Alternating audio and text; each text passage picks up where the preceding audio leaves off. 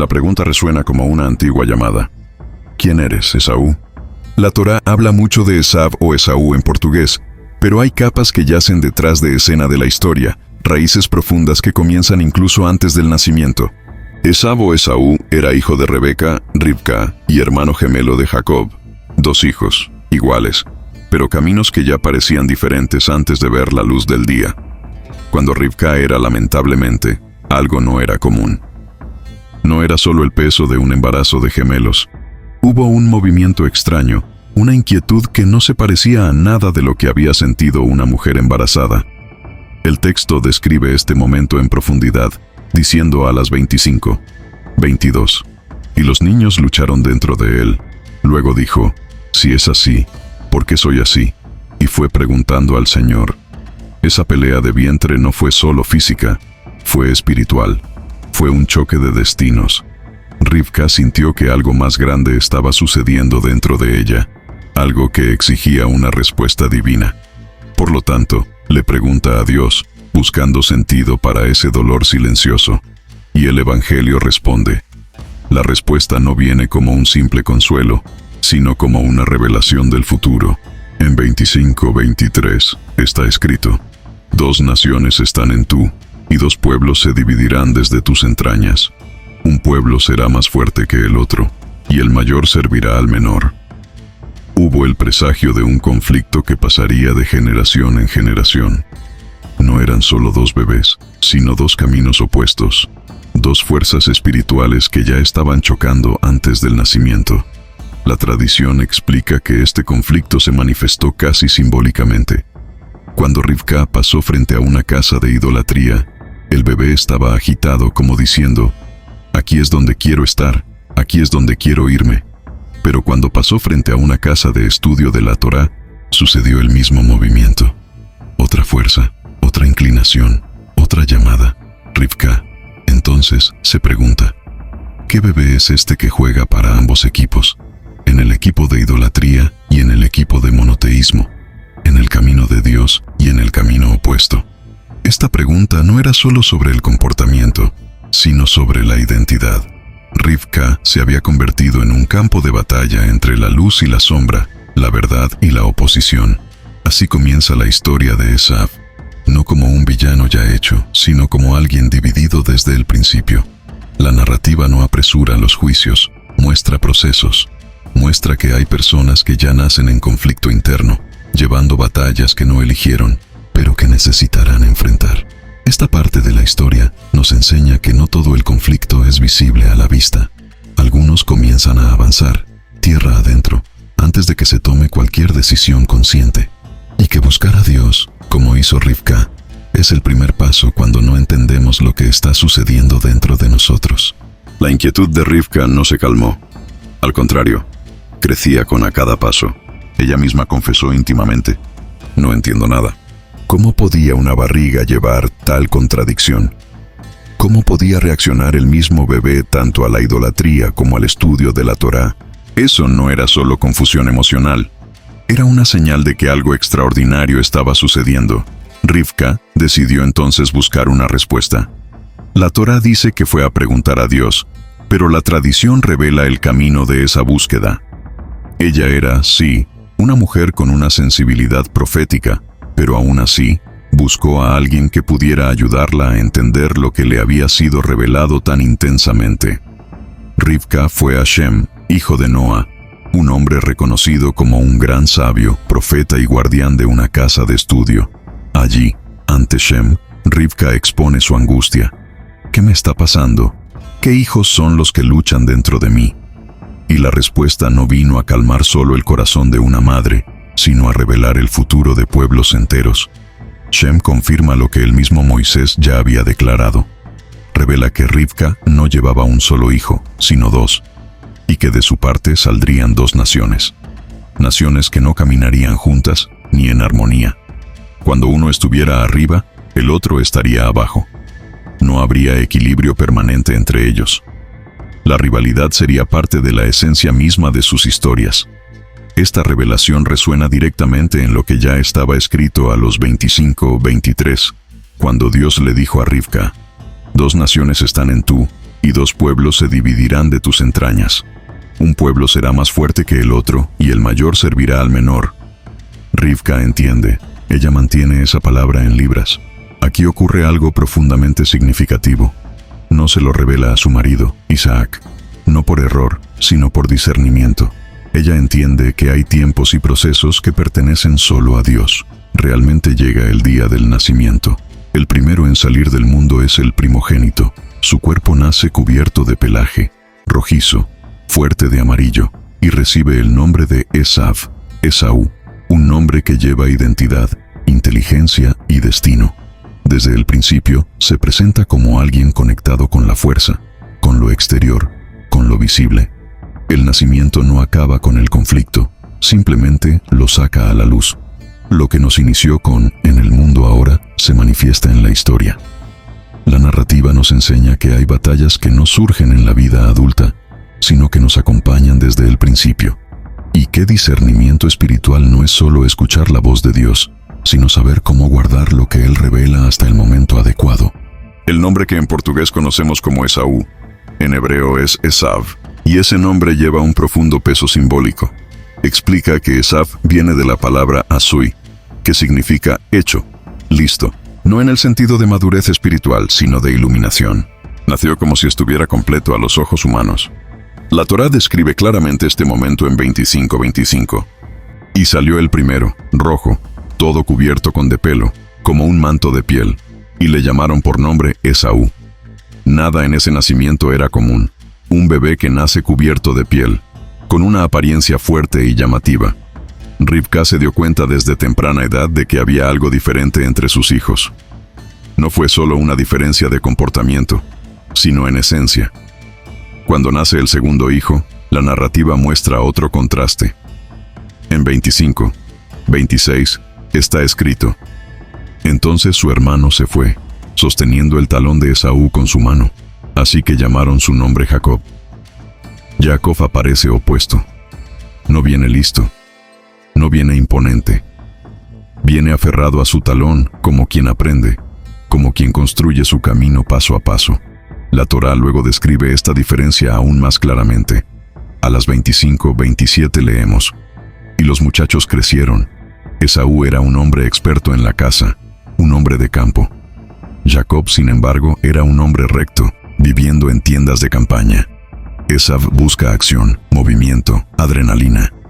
Va al campo, se convierte en cazador, vive de impulso y fuerza. Jacob, por otro lado, permanece en tiendas de campaña, en el estudio, la introspección, en el carácter que construye el carácter. La Torá no presenta esto como correcto o incorrecto de inmediato, sino como elecciones que dan forma a los destinos. Curiosamente, el texto también revela cómo esta diferencia afectó los corazones de los padres. En 25:28 está escrito: e Isaac amó a Esaú, porque comió de su casa, pero Rebeca amó a Jacob. Isaac se inclinó ante Esav porque había algo concreto, visible, inmediato. La casa le llegó a la boca. Rivka amaba a Jacob sin causa aparente. Ella amaba por el momento, por lo que era, no por lo que producía. Aquí aprendemos algo esencial. No todo el amor nace del beneficio. Algunos nacen del discernimiento. La Torá no describe en profundidad las relaciones familiares, pero estas pocas palabras revelan mucho. Revelan cómo las preferencias humanas pueden ser influenciadas por el exterior, ya que la visión espiritual ve más allá de la iluminación. Esav parecía listo, fuerte, equilibrado. Jacob parecía simple, silencioso, en construcción. Pero la historia apenas comenzaba. Este pasaje nos enseña que la inteligencia no es el destino, y la fuerza visible no es un signo de alineación espiritual. Algunos nacen luciendo completos, otros necesitan ser formados. Y a menudo es en este proceso de formación que Dios construye algo eterno. A medida que pasa el tiempo, la vida de Esav sigue su curso, y algo curioso comienza a revelarse. Aunque la historia muestra que se convertiría en una persona de actitudes duras y decisiones equivocadas, había un mandamiento que Esabeli llevó a cabo: el de honrar a padre y madre, no solo al padre, sino también a la madre. Respetó profundamente a Isaac y Rivka e insistió en demostrar esto en acciones visibles. La Torá muestra un detalle revelador cuando dice, a las 25:28, que Isaac amaba a Esav porque comía de su casa. Esav casó a su padre, colocó comida antes que él, insistió en ofrecer lo que había logrado con sus propias manos. Había honor en el gesto, había cuidado, había presencia. Tocó el corazón de Isaac, pero a lo largo de ese honor vino algo peligroso, el engaño. Esav no siempre cazaba lo que entregaba. A menudo se apropiaba de lo que no era suyo. El Midrash explica que no solo robó bienes, sino la propia conciencia de Isaac. Cuando el padre preguntó, ¿de dónde viene esta sabrosa carne?, Esav respondió con palabras suaves, «No, padre, lo encontré. Dios, ayúdame». Isaac escuchó y estaba confundido. Algo sonaba extraño, pero el discurso parecía piadoso. La Torá hace que este conflicto sea implícito cuando muestra que Esav supo usar las palabras correctas en el momento adecuado. Por eso está escrito que tenía cazando en la boca. No era solo el animal cazado, sino el discurso bien construido. El discurso que involucraba, que convenció. Este contraste es profundo. Esav respetaba a su padre, pero ocultaba sus malas acciones. No quería revelar quién era realmente fuera de ese entorno. Hubo una división entre el hombre que honraba en el interior y el hombre que actuaba sin límites fuera de él. La narrativa nos enseña aquí que el honor exterior no alcanzó la integridad interior. Rivka se dio cuenta de esto. Ella vio más allá del gesto visible. Ella vio más allá de la comida puesta en la mesa, a través del corazón. Por lo tanto, incluso respetando a Esav como un hijo, ella discierne que algo estaba desalineado. Esav engañó al padre, incluso diciendo que lo respete profundamente. Este pasaje nos enseña algo esencial. Es posible cumplir un mandamiento y aún así estar lejos de la verdad. Es posible honrar con las acciones externas y al mismo tiempo violar los principios internos. La Torá nos suaviza este punto. Muestra que Dios no está convencido solo por palabras bien colocadas o gestos visibles. Él ve lo que está registrado. La historia de Esav sigue recordándonos que el carácter no se revela solo en lo que hacemos ante los que amamos, sino especialmente en lo que hacemos cuando nadie mira. El tiempo avanza, y Esav llega a la edad en que decide seguir el mismo hito que su padre. Isaac se había casado a la edad de 40 años, y Esav, al llegar a esa edad, también decide tomar esposas. Pero aquí viene un punto de inflexión en la historia. Las mujeres que elige Esav no comparten la fe de la casa de Isaac y Rivka. Al contrario, son mujeres conectadas con la idolatría, que incluso viviendo dentro de esa casa, mantienen sus prácticas. La Torá registra claramente este momento en 26, 34, 35. Esaú, teniendo 40 años, tomó como mujeres a Judita, hija de Beeri elitita, y Basemat, hija de Elon elitita. Y estas fueron amarguras de espíritu para Isaac y para Rebeca. La idolatría no estaba oculta. Había incienso, había humo, había prácticas que se enfrentaban a todo lo que Isaac representaba espiritualmente. Enseña que este humo constante afectó incluso la visión de Isaac, dejándolo parcialmente ciego. No solo físicamente, sino espiritualmente cansado, rodeado de elecciones que festejan el ambiente de la fe. Es en este contexto que tiene lugar uno de los episodios más conocidos y poco entendidos de la Torá: la venta de la primogenitura. Poco antes, Esav y el abuelo de Jacob fallecen, y Jacob prepara un guiso de lentejas. No era una comida ordinaria, era comida de luto, simple, silenciosa, llena de significado.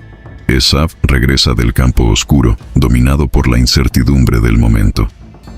Mira el plato y le dice a su hermano que se muere de hambre.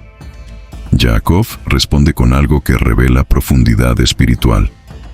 Le recuerda a Esav quién es. Eres el primogénito.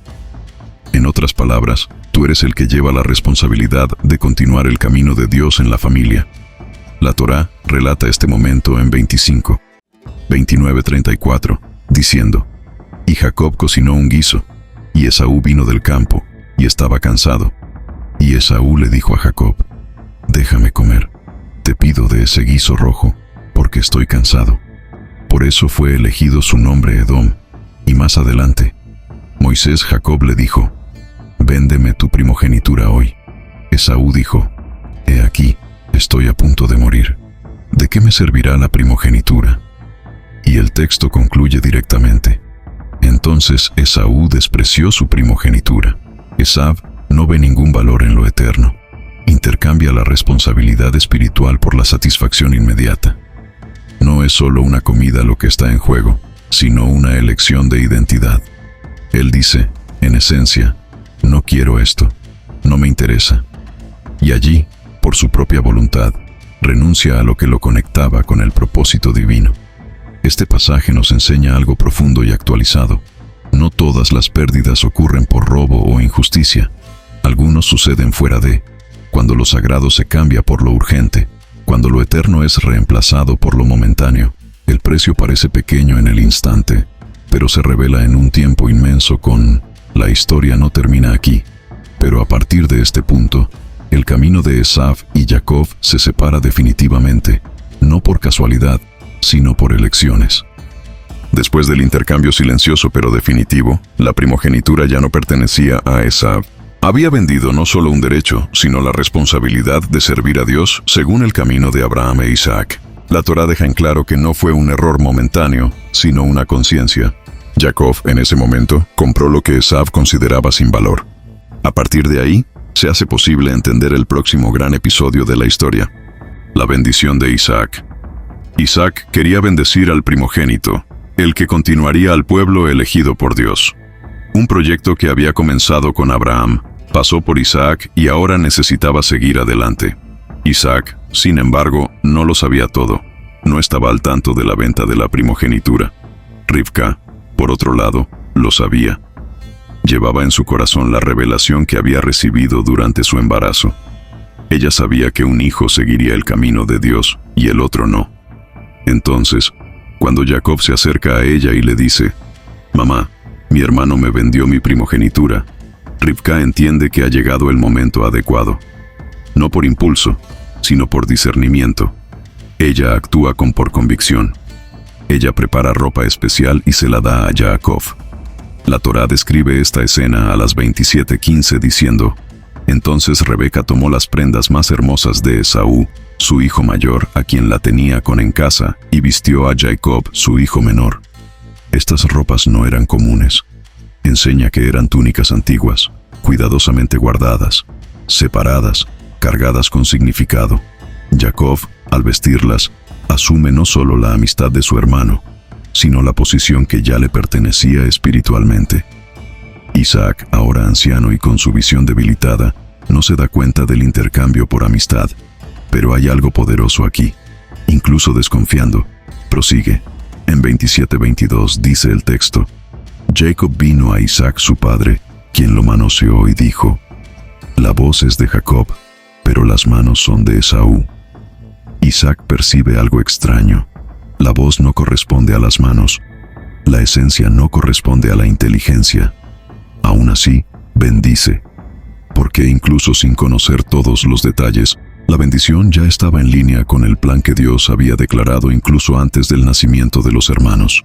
Esta parte de la historia nos enseña que no todo sucede por casualidad o simplemente por engaño humano. Hay decisiones que parecen en la superficie, pero que, en profundidad, ya estaban determinadas por elecciones anteriores. Esaú renunció. Jacob se hizo cargo. Rivka discernió. E Isaac, incluso limitado, fue un instrumento para que la bendición agradara a quienes estaban dispuestos a llevarla. La narrativa continúa mostrando que Dios no se mueve solo por inteligencia, ni por fuerza, ni por tradición vacía. Él observa el valor que le damos a lo sagrado. Y lo que despreciamos hoy puede ser exactamente lo que definirá nuestro mañana. Las túnicas que usaba Jacob ese día llevaban una historia antigua. La tradición dice que pertenecían a Nimrod, el mismo rey que se levantó contra el Dios Altísimo, el que metió a Abraham en el horno y se declaró una deidad. Un hombre que dijo: «Reza por mí, soy un dios». Estas ropas, símbolo de poder y dominio, habían sido tomadas por Esaú y mantenían no a con sus esposas, sino a con su madre, Rivka. No confiaba en ellas. Sabía en el fondo que esas ropas no pertenecían a un entorno de idolatría común. Cuando llega el momento de la bendición, Rivka le da estas ropas a Jacob. Y allí, sin darse cuenta, Esav pierde no solo la bendición, sino el último eslabón con lo que había despreciado antes. Cuando finalmente entiende lo sucedido, el shock es profundo. El arrepentimiento llega, pero llega tarde. Se da cuenta de la dimensión de la elección que hizo cuando cambió lo eterno por lo inmediato. La Torá describe este momento de dolor en 27:34, diciendo: «Cómo Esaú escuchó las palabras de su padre, gritó con un grito grande y muy amargo, y le dijo a su padre: bendíceme también, padre mío». El grito de Esav no es superficial. Es el lamento de quienes se dan cuenta de que han perdido algo que no se puede recuperar. Pero Isaac, ahora claramente, responde con firmeza. Finalmente entiende que la bendición ya había seguido el camino correcto. En 27:37, Isaac dice: «He aquí, lo puse Señor sobre ti, y le di todo lo suyo como siervos, y con trigo y vino lo apoyé. ¿Qué entonces te haré ahora, hijo mío?». En ese momento, Isaac reconoce su propio error. Entiende que trató de llevar a cabo la bendición sobre la base de la inteligencia y el afecto humanos, sin darse cuenta de que el plan de Dios ya estaba en marcha. Jacob fue el bendito, no por error, sino por alineación espiritual. Surge entonces una pregunta esencial. ¿Esav no tenía libre albedrío? ¿No podría haber sido diferente? Los sabios explican que sí, tenía elección. El error no estaba en quién era, sino en cómo se conducía. Isaac y Rivka no entendieron que los diferentes niños necesitan diferentes caminos educativos. Jacob floreció en el estudio, en la tienda, en el aprendizaje. Esav necesitaba dirección en el campo, fuerza, acción. Pero esto no se hizo. El texto deja en claro que ambos eran gemelos, pero muy distintos no solo en apariencia, sino en personalidad. Aún así, fueron tratados como si necesitaran el mismo camino, y eso generó una ruptura. Esav se quedó sin la guía adecuada para convertir su fuerza en propósito. Este pasaje nos enseña algo profundo y actual. No es suficiente amar. Uno debe entender. No es suficiente notar las diferencias. Es necesario actuar sobre ellas. Cuando los dones no se dirigen, se convierten en riesgos. Cuando las fuerzas no se educan, se pierden. Esav lloró. Isaac aprendió. Rivka ya lo sabía, y Jacob lo siguió. La historia no termina aquí, pero deja una marca clara. Las decisiones tienen consecuencias, y los arrepentimientos tardíos no cancelan las elecciones realizadas con. Esaú recibió la misma educación que Jacob. Creció bajo el mismo techo, escuchando las mismas enseñanzas, expuesto a la misma herencia espiritual que vino de Abraham y pasó por Isaac. Lo que formó a Jacob en el curso de la tienda también se presentó a Esav, pero no produjo el mismo efecto. La Torá nos muestra que el problema no estaba en la ausencia de enseñanza, sino en la insuficiencia del camino. Lo que era bueno para Jacob no era suficiente para Esav. Aún así, eso no se responsabilizó de él. Tenía libre albedrío. Podría haber sido un hombre de campo justo, un cazador recto, alguien que usara su fuerza como instrumento de orden y protección. La fuerza misma no era el problema. El texto deja en claro que Esav decide. Él elige dirigir sus habilidades hacia el mal, no por falta de elección, sino por decisión consciente. Por lo tanto, se vuelven problemáticos, llevando influencias que cruzan generaciones y continúan haciendo eco a lo largo de la historia. Este principio ya había sido revelado de Rivka. Cuando ella preguntó sobre lo que estaba pasando dentro de ella, la respuesta fue clara. A las 25:23 está escrito: 2 naciones están en tú, y 2 pueblos se dividirán desde tus entrañas. Un pueblo será más fuerte que el otro. No fue una automática, sino una revelación de formas posibles. La fuerza podría servir a la construcción o destrucción. Lo que definiría eso sería la elección. Jacob elige el proceso, la construcción lenta, el valor de lo que no es inmediato. Esav elige el impulso, la inteligencia. Ahora, uno valora lo que requiere paciencia. El otro desprecia lo que no trae un retorno inmediato. La Torá no idealiza a ninguno de ellos, pero muestra claramente que las elecciones dan forma a los destinos. Esta historia no habla solo de 2 hermanos. Revela un principio espiritual. Los dones no dirigidos se vuelven peligrosos. Las fuerzas sin educación se pierden y las oportunidades despreciadas no regresan de la misma manera. La narrativa registra esto sin prisa, mostrando que el futuro no nace del azar, sino de las decisiones tomadas en el camino. La historia llega a su fin, pero la enseñanza sigue viva. Todo lo revelado hasta ahora nos lleva a una verdad silenciosa y profunda. Nadie se define solo por el origen, la fuerza o las circunstancias. Lo que realmente da forma a un destino son las elecciones que se hacen en el camino. Esav no fue rechazado antes de elegir, fue advertido por la vida misma. Le enseñaron, le dieron oportunidad, le dieron fuerza, pero no aprendió a dirigir lo que tenía en sus manos. Jacob, en cambio, no nació listo. Se construyó a sí mismo, paso a paso, elección tras elección, valorando lo que muchos desprecian por parecer demasiado lejano, demasiado lento, demasiado invisible. Esta narrativa nos invita a mirar dentro, para darnos cuenta de cuántas veces tenemos la tentación de cambiar lo profundo por lo inmediato. Cuántas veces ignoramos los procesos porque requieren paciencia.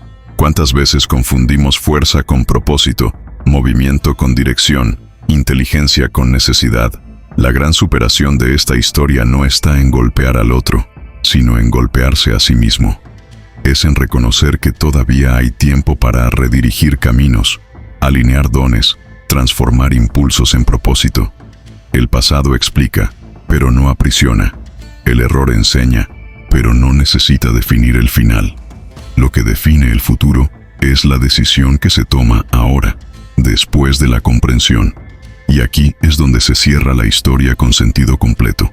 Dios no se revela solo en grandes actos, sino en elecciones diarias. Honra a quienes valoran lo eterno, incluso cuando requiere esperar, resistir y al proceso. El final de Esav nos alerta. El camino de Jacob nos guía. Y nuestra historia todavía se está escribiendo. Si esta historia te habló en cualquier nivel, no ignores este momento. Suscríbete ahora al canal, porque contenido como este no es común y no viene por casualidad. Enciende el timbre para no perderte los próximos mensajes que continúan este viaje de comprensión y propósito. Deja un comentario, aunque sea corto, escribe lo que esta historia despertó en ti y comparte con alguien que necesite escuchar esto hoy. A veces, una sola decisión, un solo mensaje, puede cambiar todo un camino. No dejes pasar esa llamada. Las escuelas construyen destinos, y este puede ser su momento de elegir de manera diferente.